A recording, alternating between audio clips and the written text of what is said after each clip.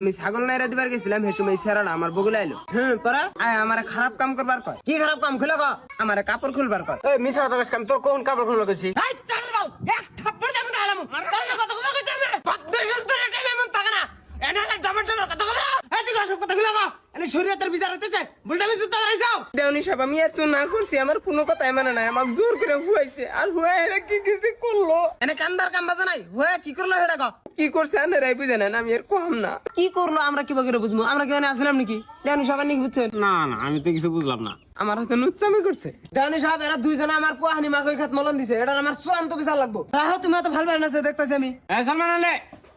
সাথে যাও বিস্কুট কো। যাই হোক গেদির জবানবন্দিতে আমরা সবাই কম বেশি বুঝলাম গেদি তুমি আনবো আরে বুঝলে